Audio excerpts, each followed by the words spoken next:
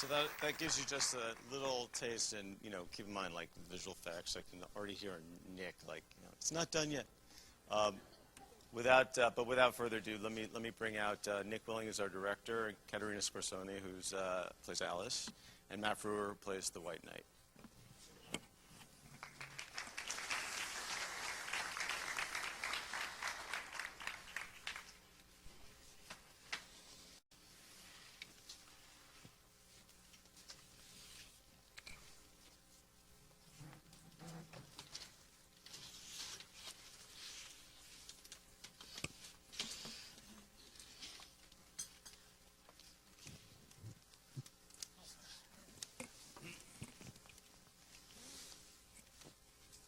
Hello.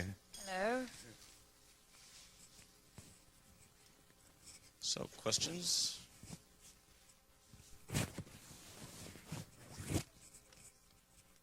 That wasn't done yet.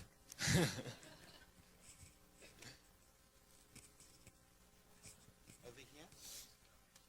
Here. So with any reimagining of classic children's literature or any literature at all, how do you feel about approaching it? How did you approach the storytelling, the character development, the look? Sounds like a Nick question. Phew.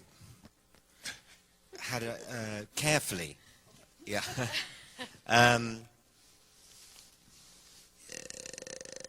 We were in development for about a year, and Mark read maybe 42 drafts of this screenplay in the year. But it was interesting because it developed from a almost exclusively a science fiction, fantasy, special effects, CGI-driven, action-packed thriller into a much more emotional, psychological story. And that, I think, is testament to Mark's suggestions, and I think it was much better, actually, for it. Wait, can I get a recording of that, please? I will say that, we were very interested, having done Tin Man, which, and what Nick brought to Tin Man, although it was a pre-existing script that we had adapted. And then when he talked to us about doing Alice in Wonderland, which was, okay, here's a classic story, very nervous about taking on that story in a way that had not been told already before. And in fact, Dave Howe bussed me on this because I think when I was talking about Tin Man, someone said, well, what about Alice in Wonderland? I was like, Alice in Wonderland basically doesn't work because it's just about a dumb girl who falls down a hole.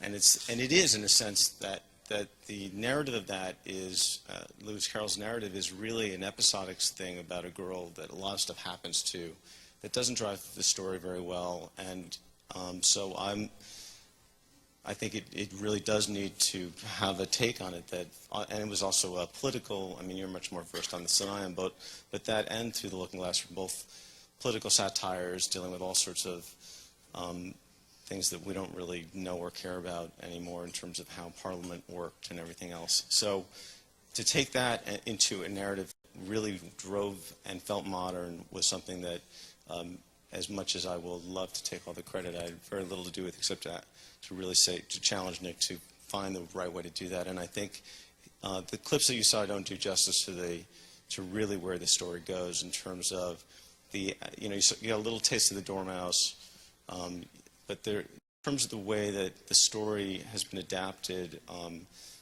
is both fun, ingenious, but also really engaging on its own level. And I think I'm a huge fan of Caterina's. We've worked obviously with Matt a lot, but I think we also found in Alice someone who's not your typical what you expect. And I think that was very important as well. You need someone that is going to embody the reimagining of this, and I think they found that person. One thing I'd say, one sort of soundbite I would give is that this Wonderland is the Wonderland 150 years on from that Wonderland that you read in as a children's story, because that was written in 1860, and this is set today. So just as we have evolved in 150 years, so too has Wonderland, and not all for the better. Ken Gold with Media Boulevard. Thanks. My question, obviously there's the big screen production, the Tim Burton thing being worked on as well, and it seems like it's really the perfect time for you guys to be doing this. Also, we know what Tin Man did for the network. I mean, the highest rated show that's ever aired, I believe, if that's correct. And my thought is there thought about maybe more, either a follow-on movie or even a series at some point with this? And if there was, is that something that the three of you would be interested in taking part in? Yes. Yes. Yes. Mark? Mark, No comment. Yeah, I mean, I'll speak for me. It was really, I've been doing this for a little while, and it was one of the most positive filming experiences I've ever had from the top down. I mean, Mark and everything that all of the executives contributed and gave us the opportunity to do. Nick, I mean, just wait until you see the story. I mean, the script really was, when I got it, I read it in one sitting, and it's a very long script. It's a 4-hour movie event. It's really an incredible story, independent of the fact that it plays on, all of these classic themes and reinterprets all of these classic characters that we're familiar with. It's really kind of an exciting journey from a psychological standpoint, and so the story's great, and then Nick created an environment on the set that was so nurturing and positive and safe for creativity.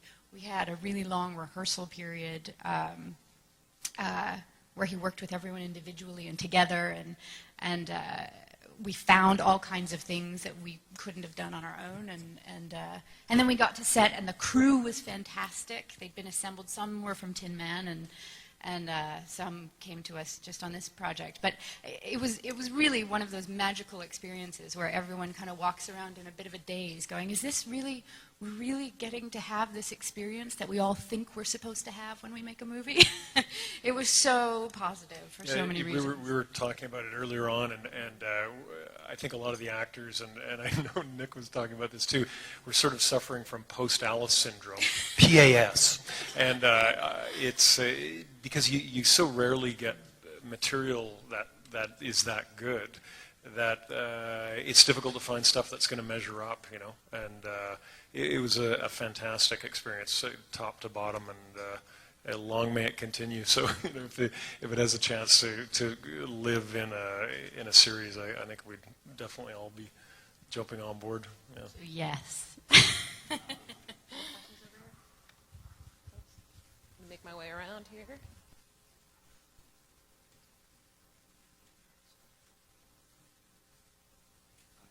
Seaton, thedeadbolt.com. Obviously, we all have our own love and appreciation for Alice in Wonderland. With Caterina and Matt, when you read the script, I'm interested to know, there's a generation between, obviously there's a generation gap. I'm wondering what each of you thought when you read the script.